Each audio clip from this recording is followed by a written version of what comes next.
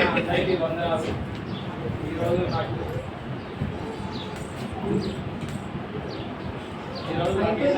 పండించారు. ఈరోజు నాకు మొదటి మాట ఇచ్చారు. మాట ఏంటంటే, తండ్రి మీరేం చేస్తున్నారు వెలుగురు కనుక మీరే జన్మించుడి.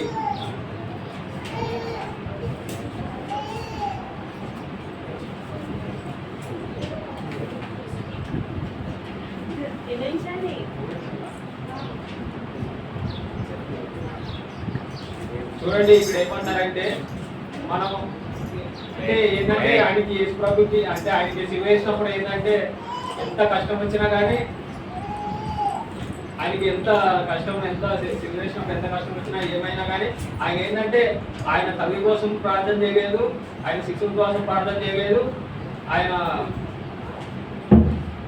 ఆయన ఏంటంటే ఆయన ఎవరైతే ఇప్పుడు ఎంత బాధ పెడుతున్నారో వాళ్ళ కోసం ప్రార్థించారు. తండ్రి ఏం చేస్తారో వాళ్ళు క్షమించుడి అని చెప్పి అన్నారు. అలాగే మనం కూడా ఏంటంటే మనం ఏంటంటే మనకేంటంటే చాలా కష్టాలు జరుగుతాయి. కష్టాలు వచ్చినప్పుడు మనం ఏంటంటే మన కోసం మనం ప్రార్థన చేయొద్దు. ఎదుటి మనకి ఎవరైతే చేస్తున్నారో వాళ్ళ గురించి ప్రార్థన చేయాలి.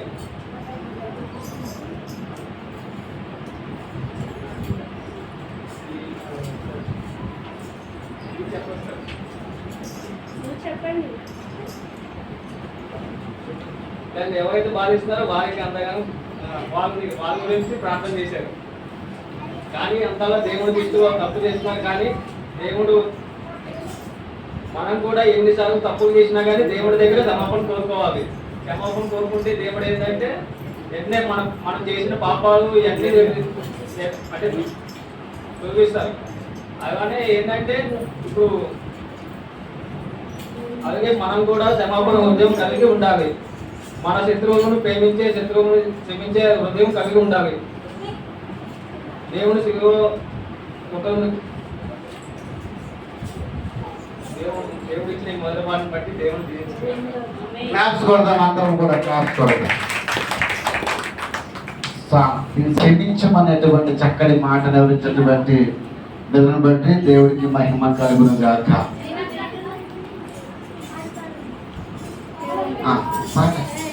ఎవరికి ఇచ్చారు?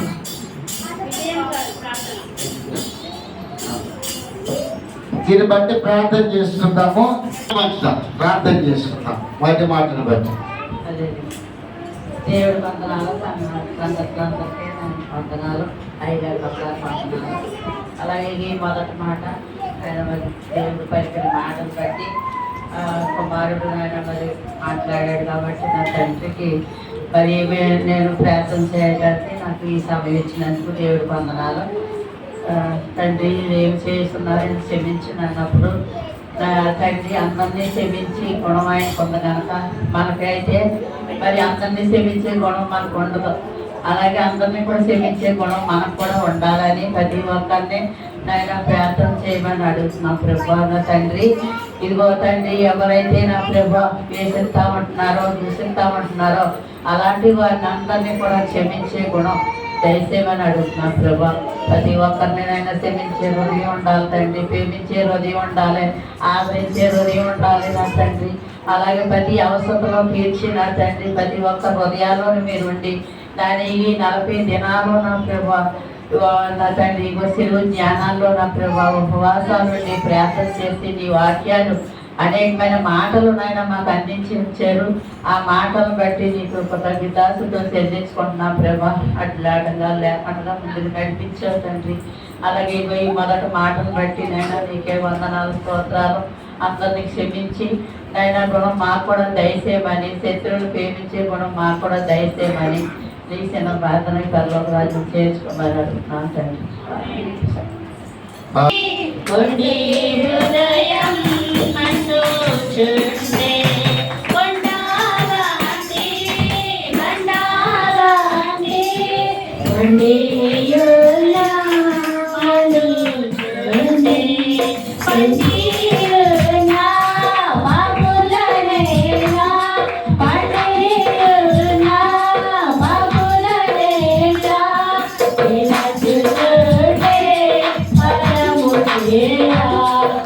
Let's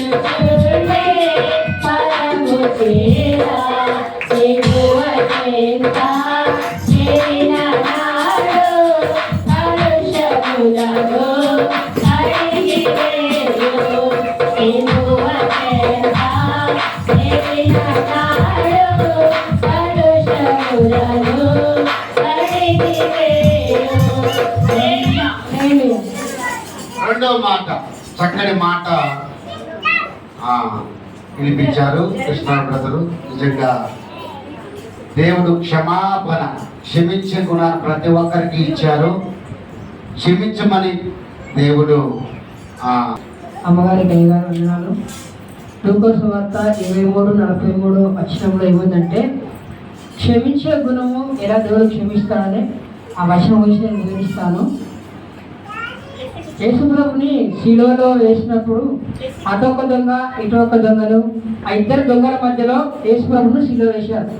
వేసిరంటే ఒక దొంగ ఏమంటున్నాడంటే, ఇగో నీవు దేవుని కుమారుడు కదా, నీవు రక్షించుకో, మమ్మల్ని రక్షించు అని ఒక దొంగ అంటున్నాడు అనమాట. అంటే ఆ దొంగ ఆయన క్షమించే గుణం లేదు అక్కడ వివరణలో. ఇంకో దొంగ ఏమంటుందంటే, ఆయనను ఆ మిగతా దొంగని బెదిరిస్తున్నాడు. నువ్వైతే దొంగవు, నేను దొంగనే, మన ఇద్దరికి ఈ శిక్ష తగిందే కానీ ఆయన ఏ నేరము చేయలేడు కదా, మరి ఆ శిక్ష ఎందుకు వేసిండ్రు అని ఆ దొంగను బెదిరించినట్లు మాట్లాడాడు అనమాట. మాట్లాడినాక ఆ దొంగ ఏమన్నాడంటే, అయ్యా నీవు నీ లోకానికి వెళ్తున్నప్పుడు నన్ను ఒక్కసారి గుర్తించుకో అని అడిగాడు దీనంగా. అడిగితే యేసుప్రభు ఏమన్నాడు, నేడు నువ్వు నాతో పరదేశంలో ఉంటావు అన్నాడు.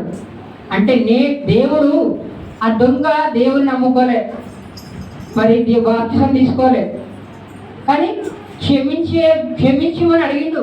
ఆ క్షణాన చనిపోయే టైంలో ఒక్క 5 నిమిషాల వివరణ ఇది.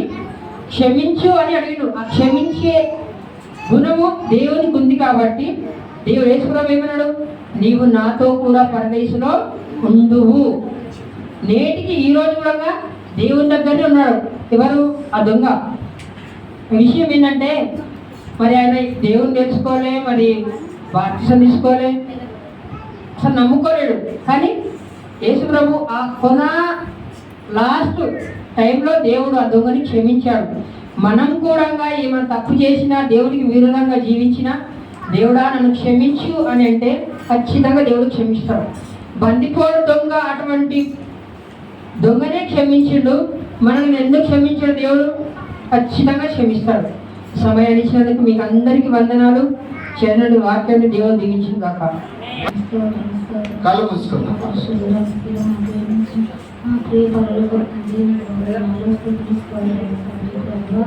నేను తండ్రి 40 రోజులు ఉపవాస ప్రార్థనలో పాల్గొని ప్రతి బిడ్డను దీవించి ఆశీర్వదించిన ఆయన ప్రభు, నేను ఆ బిడ్డలు నేను ఏ విషయంలో నేను మొదలుపెట్టి ఉన్నారో మీరు ఎవరు నాకు కనుక వాళ్ళని క్షమించండి, నన్ను దీవించి ఆశీర్వదించండి దేవా. మీకు 4 స్థుతులు స్తోత్రంలో నేను ప్రభు, ఈ 2వ మాటను బట్టి ప్రభు నేను ప్రార్థన చేస్తున్న ప్రభు, తప్పులు క్షమించి దేవానికి స్తోత్రంలో నేను ప్రభు నైనా తండ్రి, నేను క్షమించే గుణం మాకుగా దయచేయమని అడుగుతున్నాను దేవా. ప్రభు, ప్రతి బిడ్డనైనా ఒకరికొకరు క్షమించుకునే నుంచి గుణం మాకందరికీ దయచేయండి దేవానికి స్తోత్రంలో వందనాలు ప్రభు. నేను ఇక్కడ వచ్చిన ప్రతి బిడ్డను దీపించిన ఆశీర్వదించిన వాళ్ళు చేసిన పనులకి మీకు తోడుగా నీరుగా ఉండి నేను ప్రభు నేను దీవించండి ప్రభు, అలంకరించిన దేవానికి స్తోత్రంలో వచ్చిరాని ప్రార్థనతో మనకు వచ్చిన బిడ్డను అందరూ ఆలోచించి అంగీకరించి దయతో నన్ను క్షమించమని వేసి నన్ను అడుగుతున్నాను తండ్రి. రాత్రి చెట్టు బట్టి సిస్టర్ గారికి వందనాలు. పాలుగారి దేహంలో పైన పాపాత్ముల కొరడాలు ఎన్నో, పాలుగారి దేహంలో పైన పాపాత్ముల కొరడాలు ఎన్నో,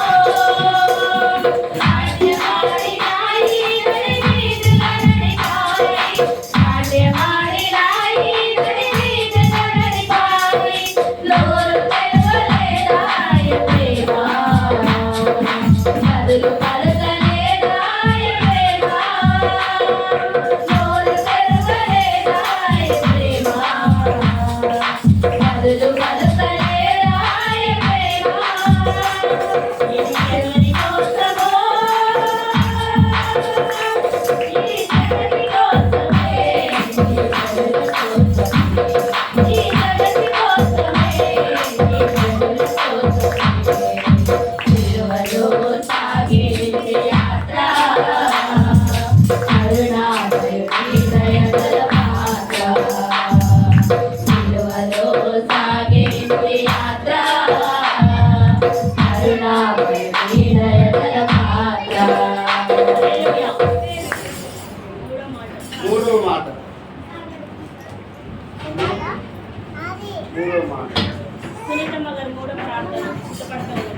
అలాగన పాస్టర్ గారికి అయ్య గారికి కృతజ్ఞతలు. అలాగన ఈ సమయం మీరందరికీ కూడా దేవుని తెలుస్తున్నాను.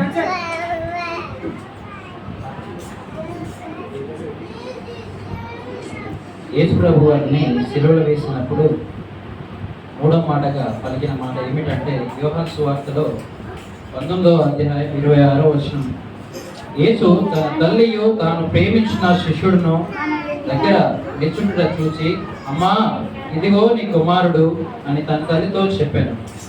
అలాగనే మరొకసారి యోహాను సువార్త 19వ అధ్యాయం 27వ వచనంలో చూసినట్లయితే యేసు ప్రభుతో పాటు తన తల్లితో పాటు అక్కడ కూడి ఉన్నటువంటి శిష్యులు, అతను యేసు ప్రభు యొక్క శిష్యుడు అక్కడ ఉన్నప్పుడు తనతో కూడా ఒక మాట చెప్తున్నాడు. ఏంటంటే ఇదిగో నీ తల్లి అని చెప్పాను.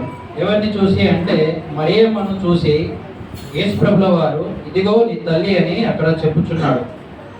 అలాగే మనం నిర్గమకాండంలో చూసుకున్నట్లయితే 20వ అధ్యాయం 12వ వచనంలో ఒక మాట ఉంది. ఏంటంటే నీ దేవుడైన యెహోవా నీకు అనుగ్రహించు దేశంలో నేను దీర్ఘాయుష్మంతుడగినట్లు నీ తల్లిని నీ తండ్రిని సన్మానించమంటున్నాడు. అలాగనే మనం మన తల్లిని మన తండ్రిని సన్మానిస్తున్నామా లేదో మనం పరీక్షించుకుందాం ఒకసారి. ఎందుకంటే ఈ జన్మనిచ్చినటువంటి తల్లి తండ్రిని మర్చిపోయినట్లయితే మనం దేవుని కూడా మర్చిపోతామేమో. ఎందుకంటే అక్కడ దేవుడు ఒక మాట చెప్తున్నాడు, తన బాధ్యత నెరవేర్చుకుంటున్నాడు. అక్కడ ఏమిటి? తన తల్లి యొక్క బాధ్యత అక్కడ ఒక శిశువుకి అప్పచెప్తున్నాడు. ఏమని? ఇప్పటి నుండి ఈ తల్లి యొక్క బాధ్యత నేను చూసుకో అని చెప్తున్నాడు. అలాగున ఆ శిష్యుని కూడా నా తల్లి యొక్క బాధ్యతను ఆ శిష్యునికి అప్పచెప్తున్నాడు. నేను నెరవేర్చాల్సినటువంటి బాధ్యత ఇక మీదట నుండి నువ్వు నెరవేర్చమని అక్కడ చెప్తున్నట్టు మనం చూస్తున్నాం. కానీ ఈ రోజుల్లో మనం చూసినట్లయితే కొంచెం చాలా మంది మన తల్లిదండ్రులు మనకి ఏం చేశారు, మనకేమి ఇచ్చారు, ఆస్తిపాస్తులు ఏమైనా ఇచ్చారా, ఇంకేమైనా ఇచ్చారా అని చెప్పేసి అని మాట్లాడుతూ ఉంటాం. కానీ వాళ్ళ ఆస్తిపాస్తులు ఇచ్చినా ఏమైనా మనల్ని జన్మనిచ్చారు. మొట్టమొదటిగా మనకు జన్మనిచ్చారు కనుక వారి యొక్క బాధ్యతను మనం నెరవేర్చాలి. వాళ్ళు మనకి మన తల్లిదండ్రులు మన సక్రమైన మార్గం నడవాలంటూ మనకు కొన్ని హితోపదేశాలు బోధిస్తూ ఉంటారు, మంచి మాటలు చెప్తూ ఉంటారు. ఆ సామెత గ్రంథంలో చూసుకున్నట్లయితే 23వ అధ్యాయం 22వ వచనంలో ఏమన్నంటే, నిన్ను కనిన నీ తండ్రి ఉపదేశమును నీవు అంగీకరించుము, నీ తల్లి ముదిమి అందు ఆమెను నిర్లక్ష్యం చేయము. నీ తల్లి కానీ నీ తండ్రి కానీ ఆయన మంచి మాటలు చెప్పినప్పుడు వాటిని అంగీకరించాలి. అవి అంగీకరిస్తున్నామా లేవో మనం పరీక్షించుకుందాం. మన తల్లి ముదిమి అంటే ముసలితనం వచ్చినప్పుడు కూడా ఆమెను మనం నిర్లక్ష్యం చేయకూడదని చెప్తున్నాడు దేవుడు. మనం ఎలా ఉంటున్నాం అనేది కూడా మనం పరీక్షించుకోవాలి. ఇంకో మాట ఏంటంటే, వాళ్ళని నిర్లక్ష్యం చేస్తూ వాళ్ళని పట్టించుకోలేక ఈ రోజుల్లో చాలా మంది ఏంటంటే, కొంతమంది కొన్ని ఉద్యోగాలను పట్ల కొన్ని ఇంట్లో సమస్యలను పట్ల వాళ్ళని అనాథాశ్రయాలలో వేస్తున్నాం. ఇప్పుడు వారిని కూడా అనాథాశ్రయాలలో ఉంచితే మనని కూడా ఒక రోజున మన పిల్లలు అనాథాశ్రయంలో ఉంచుతారు. ఎందుకంటే నువ్వు ఎలాగా చూసుకుంటున్నావో నీ తల్లిదండ్రులను, అలాగనే మన పిల్లలు కూడా ఒకనొక దినంగా చూసుకోవడం జరుగుతుంది. అందుకే మన తల్లిదండ్రుల పట్ల జాగ్రత్తగా బాధ్యతగా వహించాలి. వాళ్ళని మనం ఎంతగా ప్రేమిస్తావో మన పిల్లలు మనల్ని అంతగా ప్రేమిస్తారు. ఎప్పుడైతే నీ తల్లిని కానీ నీ తండ్రిని కానీ సన్మానించాలి, ఆ సన్మానించినప్పుడే నువ్వు దీర్ఘాయుష్మంతుడు అవుతావు అని చెప్పేసి దేవుడు లేఖనాలు సెలవిస్తూ ఉన్నాయి. ఈ చిన్ని సాక్ష్యం దేవుడు దీవించును గాక. అలాగున మనల్ని మనం పరీక్షించుకుందాం. మనం అలాగున మన తల్లిదండ్రులను సన్మానిస్తున్నామా, వారి మాటలు లోపడుతున్నామా లేదా అనేది మనం పరీక్షించుకుందాం. దేవుడు తన తల్లి పట్ల ఉన్న బాధ్యతను ఆ శిలువపై చెప్పి ఉన్నాడు. ఆ బాధ్యత తన శిష్యునికి అప్పగించి ఉన్నాడు కనుక మన బాధ్యత మనం నెరవేర్చుతున్నామా లేదా అనేది మనం పరీక్షిస్తున్నాం. దేవుడి మాట దీవించుగాక. చక్కటి మాట ఇంకా చక్కగా వివరించారు బ్రదరు. తల్లి అన్న ఇప్పుడు ఏ వాక్యం చెప్పిండు ఆ వాక్యం వివరించండి దేశం పాటు ఆలోచించండి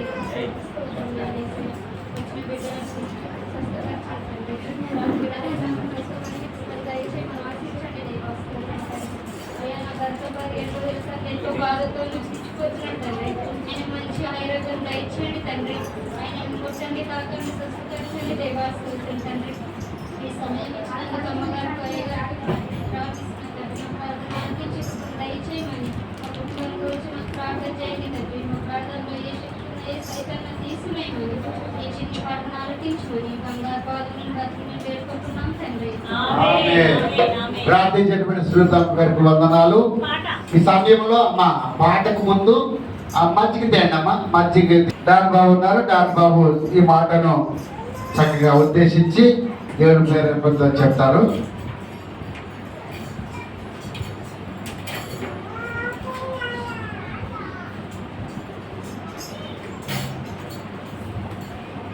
అందరికీ వందనాలు. కూడా వచ్చిన ప్రతి ఒక్కరు వందనాలు. అయ్యగారికి అమ్మాయికి వందనాలు.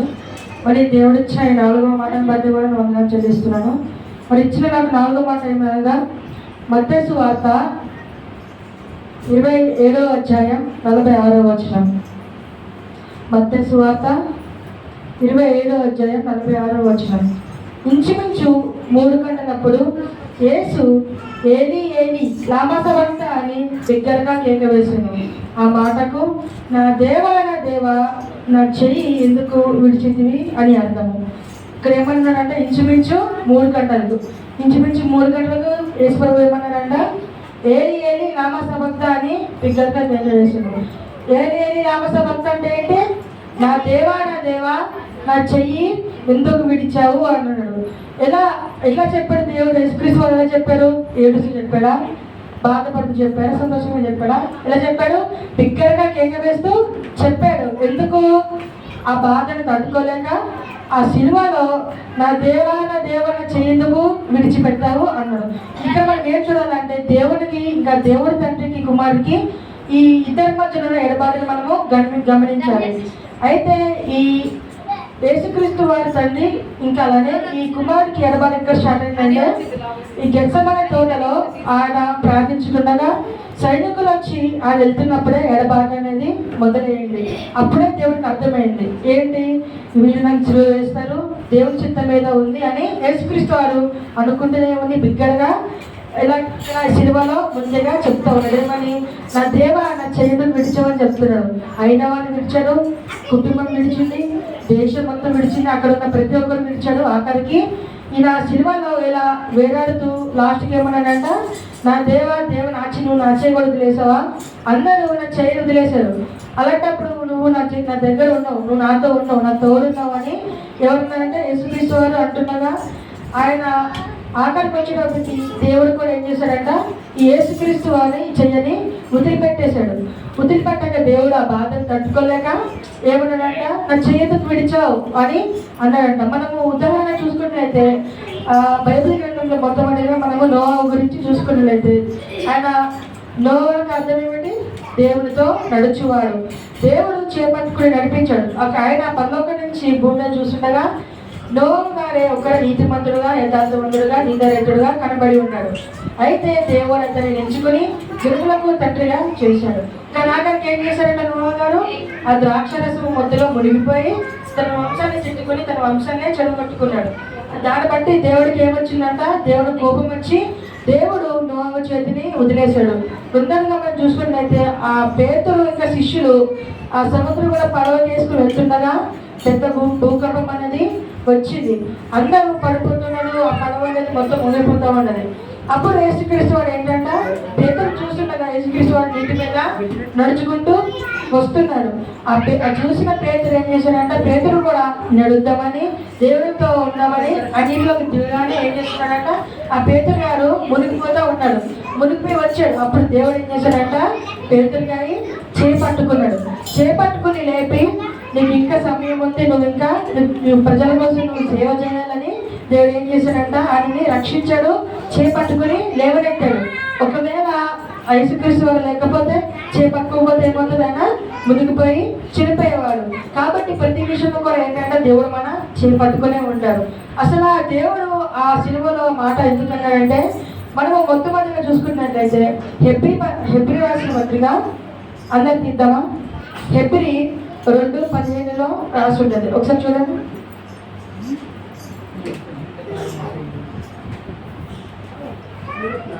కాబట్టి పిల్ల రక్తమాంసము గల మరియు ప్రకారం మరణం యొక్క బలము గలవారి అనగా అపవాదిని మరణము ద్వారా నశింప చేయుటకు జీవిత కాలమంతయు మరణ భయము చేత దాస్యమునకు లోబడిన వారిని విడిపించుటకును ఆయన కూడా రక్తమాంసములలో పాలువాడాయను.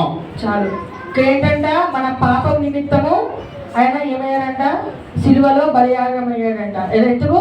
మనం చేసే పాప నిమిత్తము, మన రక్షణకు నిమిత్తము దేవుడు ఏం చేశాడంట, తన సిలువలో వేయాలని ఆ బాధ తట్టుకోలేక, ముందే తెలుసు ఎవరికి, యేసుక్రీస్తు వరకు ముందే తెలుసు జరుగుతుందని. ఆ ధర్మశాస్త్రం పాటించినట్టుగా మనము పాత నిబంధనలో కూడా కీర్తన రాసి ఉంటుంది. దేవుడు తన చిత్త ప్రకారము భూలోకంకి వచ్చి మరణిస్తాడని కీర్తనలో పాత గ్రంథంలో ఆల్రెడీ రాసి ఉంది. అలానే ఈ కొత్త నిబంధనలో నెరవేర్చబడ్డాడు కూడా. దేవుడు ఆ సిలువలో ఉండి మన కోసం పాపం నిమిత్తము, మన రక్షణ నిమిత్తం ఏం చేశాడంట, సిలువలో ఉన్నాడు. రెండోదిగా ఈ రోమీయులకు రాసిన పత్రిక 15:9 ఏముంటుందంటే, ఉగ్రత గురించి రక్షించబడడానికి దేవుడు ఏం చేశాడంట, సిలువ పడ్డాడు. ఎలాంట, ఒకవేళ మన దేశం మీదకి వస్తున్న ఉగ్రత, ఆనాడు ఐగుప్తు మీదకి ఉగ్రత ఎలా వచ్చిందో, ఆ ఇశ్రాయేలుని ఎట్లయితే విడిపించాడో, అలాగే మనం కూడా ఏంటంటే మన మీద ఒకవేళ ఉగ్రత వచ్చినప్పుడు మనల్ని రక్షించడానికి దేవుడు ఏం చేశాడంట, సిలువలో ఉన్నాడు. మూడోదిగా అదే రోమీయులకు రాసిన పత్రిక 5:9 ఏముంటుందంటే, మనల్ని నీతిమంతులుగా చేయడానికి, ఏంటంటే మనల్ని నీతిమంతులుగా చేయడానికి సిలువలో ఉన్నాడు. నీతిమంతులుగా మనం గుర్తుకొచ్చేది ఎవరండి? యోబు గారు, నోవా గారు, అబ్రహాం గారు, చాలా మంది భక్తులు మనకి గుర్తుకొస్తూ ఉంటారు. వాళ్ళకన్నా మనల్ని నీతిమంతులు చేయడానికి, యథార్థవంతులుగా చేయడానికి దేవుడు ఏం చేశాడంట, చనిపోయి ఉన్నాడు. అయితే నాలుగోదిగా లాస్ట్కి ఏమనుందంటే, మనకి నిజ జీవము ఇవ్వడానికి ఆయన చనిపోయి ఉన్నాడు. మనకి నిత్య జీవం ఇవ్వడానికి ఆయనంట అద్దాయుతోనే చనిపోయి ఉన్నాడు. మన జీవితాన్ని బట్టి కాదు, మన దేవుడితో బతికించాలనుకున్నాడు. మనము ఇంకా అనేక మందికి సువార్త చెప్పడానికి, అనేక మందిని మనము రక్షించడానికి దేవుడు ఏం చేశాడంట, మనల్ని జీవంగా ఉంచడానికి, సజీవంగా ఉంచడానికి దేవుడు ఏం చేశాడంట, అద్దాయంలోనే చనిపోయి ఉన్నాడు. అయితే మనం ఇక్కడ ఈ బైబిల్ ఇప్పుడు ఈ 7 మాటల్లో దేవుడు బాధతో దేంతో కేకేస్తాడంట, 4వ మాటకి కేకేస్తాడు. ఈ 7 మాటల్లో దేవుడు 3 మాటలకి బిగ్గరగా కేక వేస్తాడు. ఏ మాటలు అంటే 4వ మాట, 6వ మాట, 7వ మాట. ఎందుకు? ఆ బాధను తట్టుకోలేక దేవుడు అరిచాడు. ఎందుకు అరిచాడు? మనకోటేమో ఎందుకు అరిచాడంటే, ఏ బాధ నిమిత్తం అరిచాడు? వాళ్ళు ఆ మనుషులు పెడుతున్న బాధకి. రెండోదిగా మనము అర్థం ఉండకుండా, దేవుడి ఇష్టానుసారం ఉండకుండా, దేవుడు భయభక్తి లేకుండా దేవుడి మార్గం నడుపుకుండడానికి ఆ బాధ, ఆ 2 బాధలకి దేవుడు ఏం చేశాడంటే, ఆ బాధ తట్టుకోలేక గట్టిగా బిగ్గరగా కేకలేస్తున్నారు. కాబట్టి మనం ఈరోజు ఎట్లున్నారంట, పాపం చేయకుండా దేవుడి దగ్గర మనం ఏదైతే పాపం చేస్తున్నామో ఆ పాపాన్ని దేవుడి దగ్గర ఒప్పుకొని మనం ప్రాయశ్చిత్త పడితే దేవుడు ఏం చేశాడంటే మనకి ఉత్తరం ఇస్తాడు. మన కోసము మనంత గాయం తగ్గించుకుని సివిలో ఉంటే మనం ఏం చేస్తున్నాం, ఇక్కడ ఇంకా పాపం చేస్తూనే ఉన్నాము.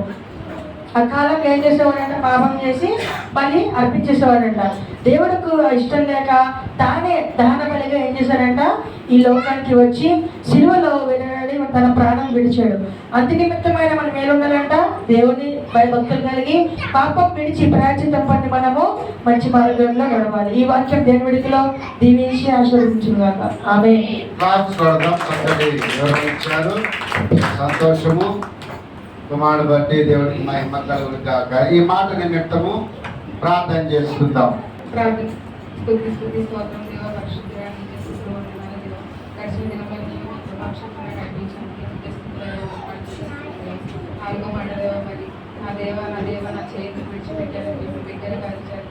మేము చేసిన పాపం బట్టి దేవా మరి మీరు వేయబడ్డారు దేవా, ఆ పాపం బట్టి దేవా క్షమించండి దేవా. ఇంకా ఏమైతే పాపం ప్రతి పాపాన్ని మీరు తీసివేయమని అడుగుతున్నాం దేవా, సహాయం చేయండి దేవా. అలాగే యవన కాలంలో మీ కాడి మోసి బిడ్డగా చేయమని అడుగుతున్నాం దేవా. ఈ సమయాన్ని దీవించండి దేవా, ఆశీర్వదించండి దేవా, ఇంకా అభివృద్ధి చేయమని అడుగుతున్నాం దేవా. చిన్న ప్రార్థన మీ పాఠశాలను చేర్చుకుని చేస్తున్నామని అడుగుతున్నాం దేవా. పాడుతాము. చక్కటి ప్రార్థించేటువంటి దినేశ్ గారి బట్టి దేవునికి మహిమ కలుగును గాక. వెనక నుండి కన్నెండి ఒకరు కన ముందు నిలిచి నవ్వింది మరి ఒకరు. వెనక నుండి కన్నెండి ఒకరు కన ముందు నిలిచి నవ్వింది మరి ఒకరు. అందులాడినారు పరుమాదన పెట్టినారు, అందులాడినారు పరుమాదన పెట్టినారు. తోడు నెరవేరాలి ప్రేమ, అడులు కలసలేరాలి ప్రేమ. ఇది ఎవరి కోసమో,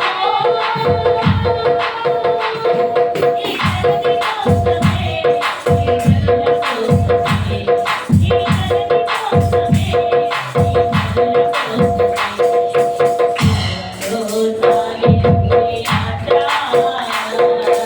జనుల దేవునికి మహిమ కలుగును గాక. చక్కగా 4వ మాట చక్కగా వివరించారు.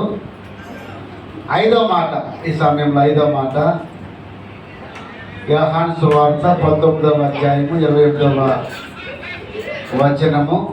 ఈ మాటను మన మధ్యలో ప్రవీణ్ బ్రదర్ గారు వచ్చి వివరిస్తారు.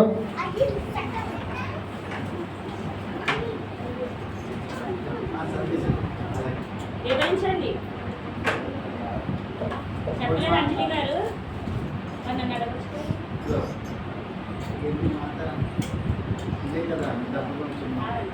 మీరు చెప్పాలి. ఇక్కడ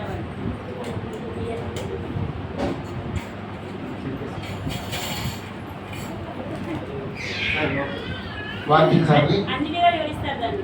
సరే, అంజలి సిస్టర్ గారు వివరిస్తారు. మీరు చదవండి. మీరు చదవండి. చదువుతానండి.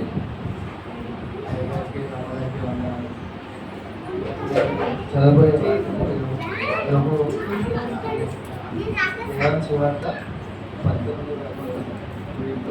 వచనం. నేను దప్పుకొనుచున్నాను,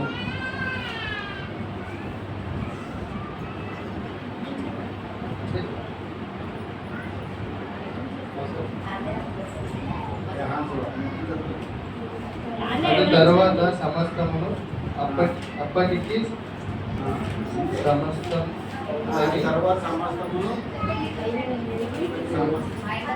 అయినను ఎరిగి లేఖనము నెరవేర్చినట్లు నేను తప్పుకొనుచున్నాను. దేవుడి పరిశుద్ధ వాక్యం దీవించక చక్కగా చదివించేటువంటి బ్రదర్ని బట్టి దేవుడికి మహిమ కలుగాక. ఆయన నిలబడతారు. అలాగే తన యొక్క సత్యమాని అంజలి సిస్టర్ గారు వచ్చి వివరిస్తారు. మీరు పక్కనే ఉండండి. ఓకే,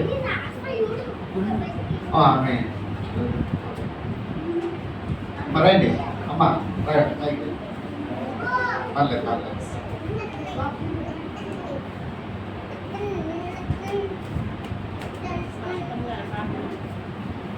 కంటిన్యూ అవుతుంది.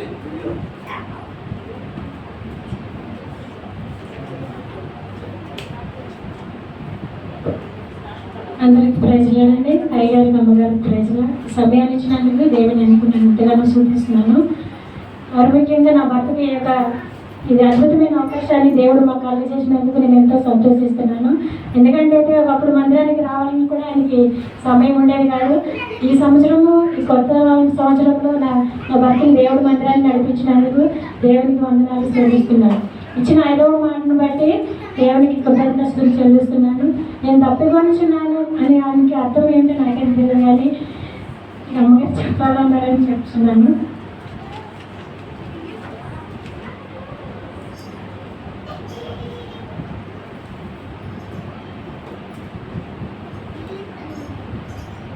మనకు రామేశ్వరంగా మధ్యరాయిగా కదా.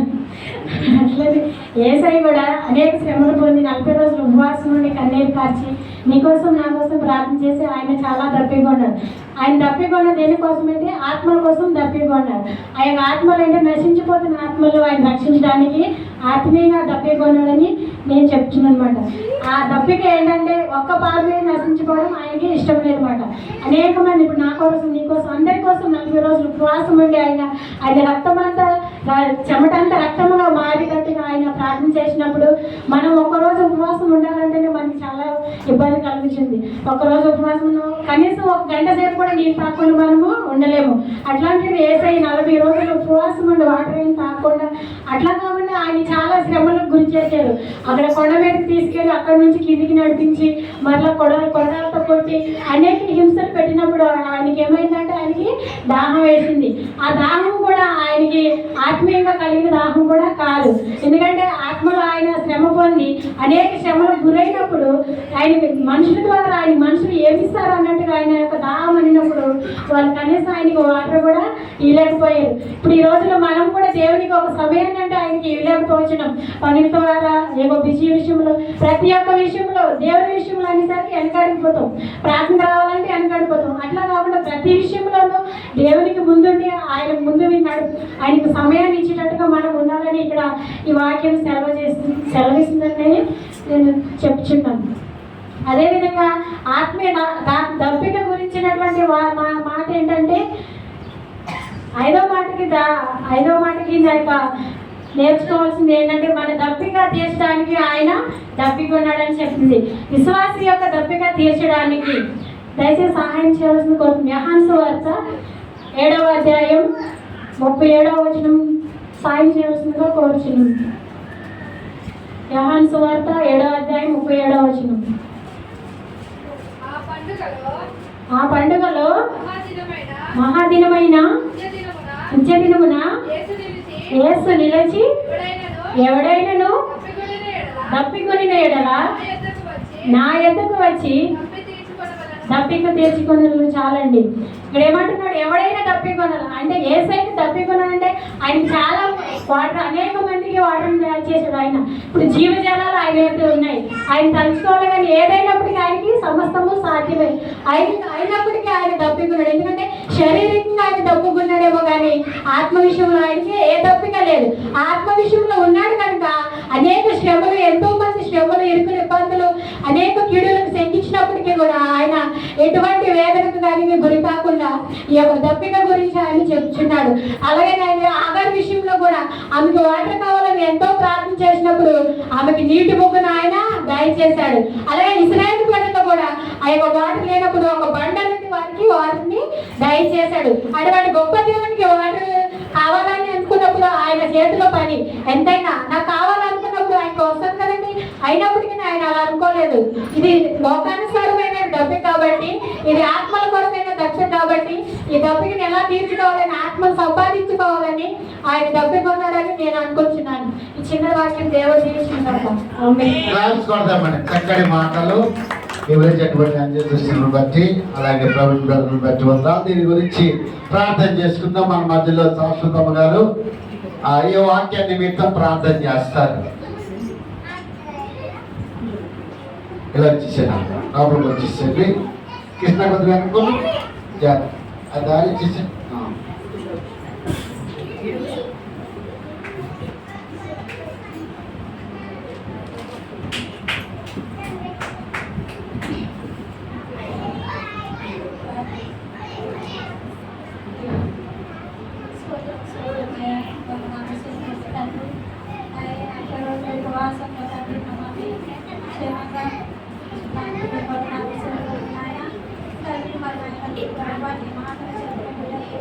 జ్ఞాపకం చేసుకోండి ప్రభా తండ్రి, మన కుటుంబ ప్రభా ఈ ప్రాంతం తండ్రి ప్రభా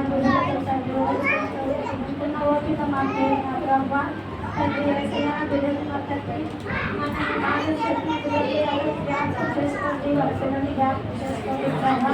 మరి మాకు కూడా తండ్రి అలాంటి శక్తి, అలాంటి బలం ఆయన మాకు దయచేయమని అడుగుతున్నా తండ్రి. ఈ వాక్యం ద్వారా ఆయన వచ్చిన బిడ్డలు జ్ఞాపకం చేసుకోండి, రాత్రులను జ్ఞాపకం చేసుకోండి. ముందు నడిపించే వారి తండ్రి నీ చేత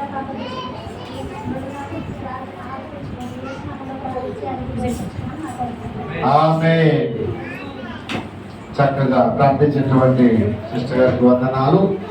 ఈ సమయంలో 5వ మాట 6వ మాట పాట పాడినవండి మనసుకి మనోజ పల్లవి పల్లవి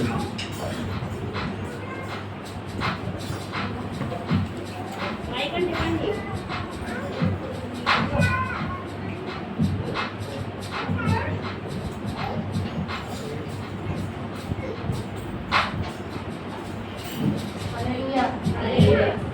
తీసుకొరియ పిల్లను నేను బతుకుతే బడిన కొరియ పిల్లను తీసుకొరియ పిల్లను నేను బతుకుతే బడిన కొరియ పిల్లను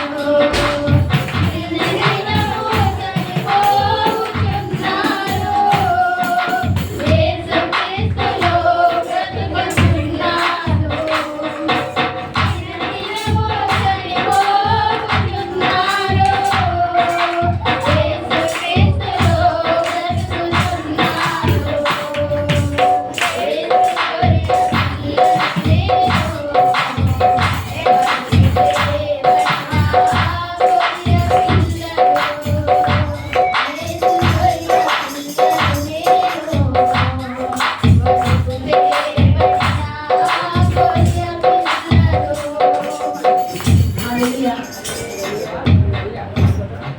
ఈ సమయంలో 6వ మాట మన మధ్యలో సుమన్ బ్రదర్ రాలేదు కాబట్టి తన సత్యమని కావ్య సిస్టర్ గారు వచ్చి 6వ మాట యోహాను సువార్త 19వ అధ్యాయం 20వ వచనము వారు వచ్చి సందేశాన్ని వినిపిస్తారు. ఇలా వచ్చి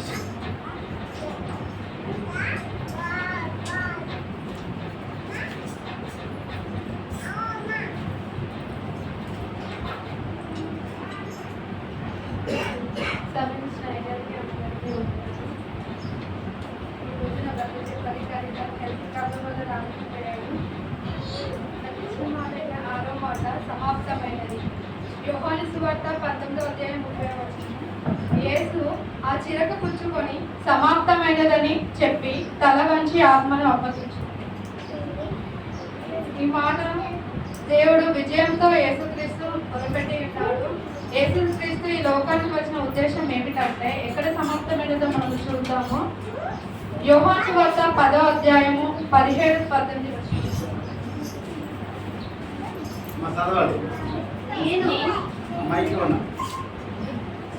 నేను దాన్ని మరలా తీసుకున్నట్లు నా ప్రాణము పెట్టుచున్నాను.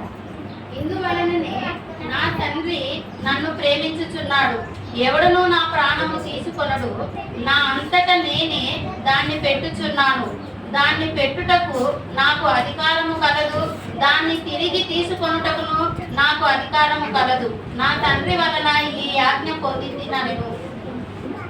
దేవుడు ఇక్కడ ఏమంటున్నాడంటే నా అంతటా నేనే ప్రాణము ఎవడైనా నా ప్రాణము తీసుకొని నా అంతటా నేనే దాన్ని పెట్టుచున్నాను. దాన్ని పెట్టుటకు నాకు అధికారం కలదు అని చెప్పి ఉన్నాడు. దేవుడు తనంతట తానే తన ప్రాణాన్ని సిలువలో పెట్టి ఉన్నాడు. మానవుల రక్షణ కోసం తండ్రి అయిన దేవుడు యేసుక్రీస్తుకు ఒక గొప్ప కార్యమును అప్పగించాడు. పాపం లేకుండా జీవించి లోక రక్షణార్థం సిలువపై బలి అర్పణ తనను తాను అర్పించుకొని యేసుక్రీస్తు ప్రభు ఆ కార్యమును సమాప్తము చేశాడు. దేవుడు ప్రవచనాల ద్వారా కూడా సమాప్తము చేసి ఉన్నాడు. దేవుడు ఈ లోకానికి ఎందుకు తండ్రి తన చిత్తం నెరవేర్చు కొరకు దేవుడు ఈ లోకానికి వచ్చి ఉండి దేవుడు అప్పచెప్పిన దాన్ని బట్టి యేసుక్రీస్తు వారు సమాప్తము చేసి ఉన్నారు. చిన్ని వాక్యం తెలియచ్చు.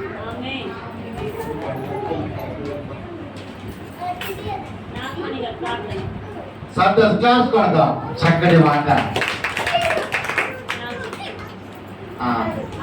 మరి ఆ వాక్యాన్ని చక్కగా వాక్యం అందించినటువంటి సిస్టర్ గారికి వందనాలు. ఆ వాక్య నిమిత్తము మన మధ్యలో నాగమణి సిస్టర్ గారు వచ్చి ప్రార్థన చేస్తారు. మహాగణుడైన దేవా, మహిమగలిగిన తండ్రి, నీకు స్తోత్రములు.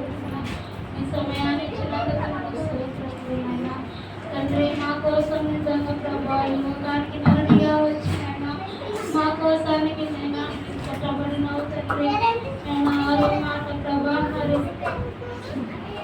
యేసయ్యాకు స్తోత్రములు నాయనా. సమర్థమై ఉన్నది ప్రభా, మీరు సమర్థమై ఉన్నదైనా మా కోసమునైనా, మా పాపముల కోసమునైనా మీరు మీ ప్రాణాన్ని మా కోసం అప్పగించారు తండ్రి. మీ రక్తం ద్వారా మా పాపములను, మా ఆది భారములను నీపై వేసుకొని మనైనా మీరు మోసి ఉన్నారు తండ్రి. నేను నీ ప్రార్థన యేసునామములో అడిగి వేడుకుంటున్నాను పరమ.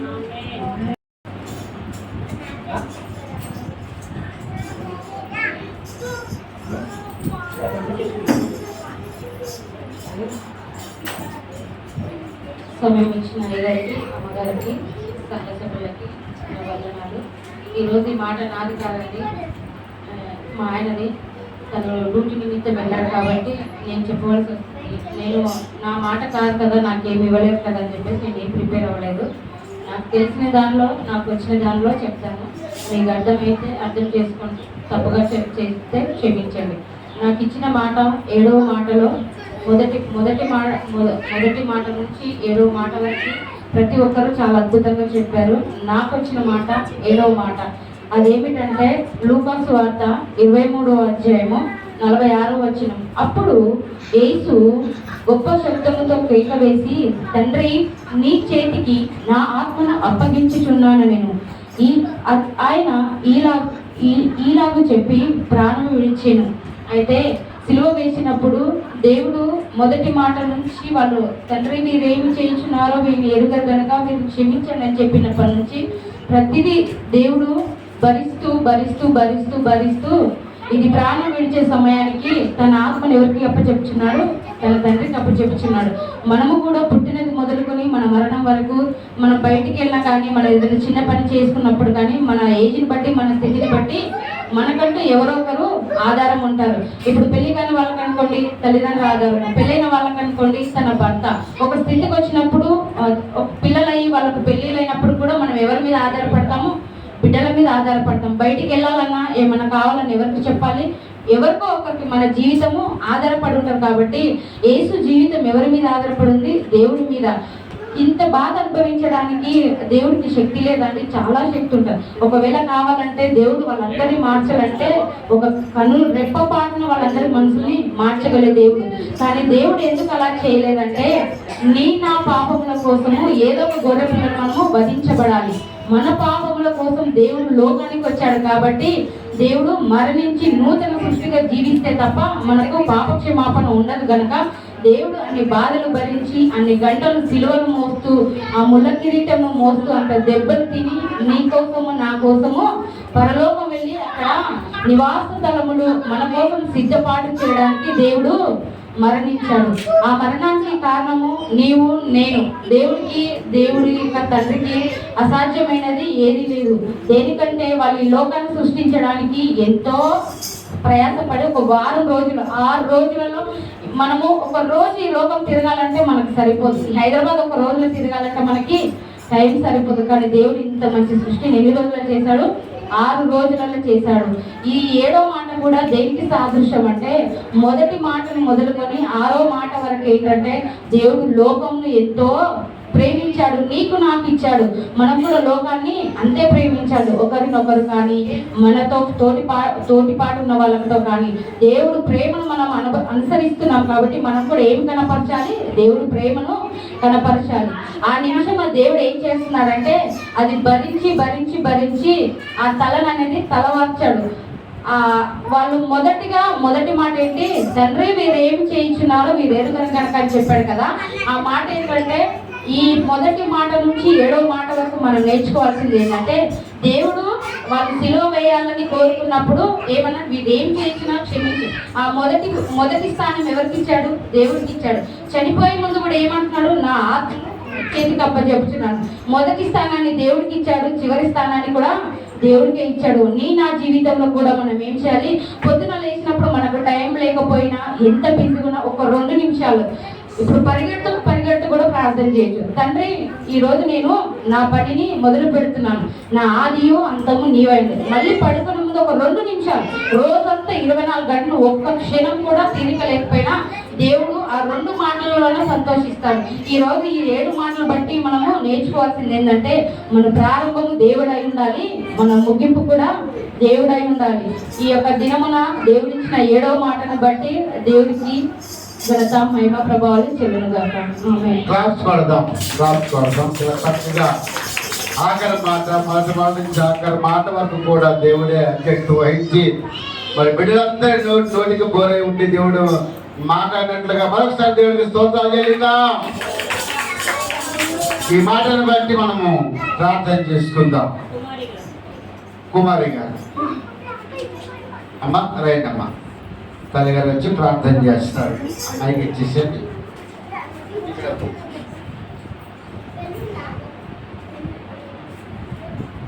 ప్రార్థన చేసుకుందాం. 7వ మాట నిమిత్తం ప్రార్థన చేసుకుందాం.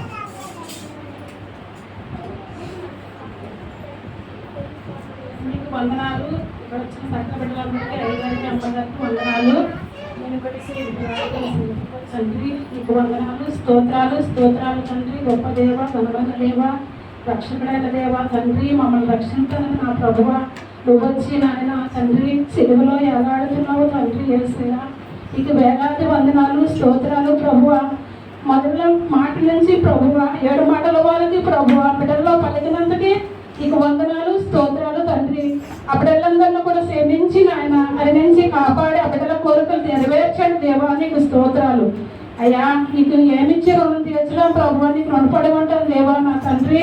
ఇక్కడ వచ్చిన ప్రతి ఒక్క బిడ్డలో ఆయన సంతోషాన్ని, సమాధానాన్ని దయచేయమని, దీవించమని, ఆదరించమని, కరుణించి కాపాడమని, నీ సిద్ధపరాధన ఆలకించమని, నా తప్పుంటే క్షమించమని యేసు నామమున అడుగుతున్నాను తండ్రి. ఆమేన్. ఆమేన్. ఆమేన్. చక్కగా 7 మాటలు కూడా బాబు ఇంకా చూడమను చూసుకుంటున్నాం అంటే చక్కగా అమ్మా 7 మాటలు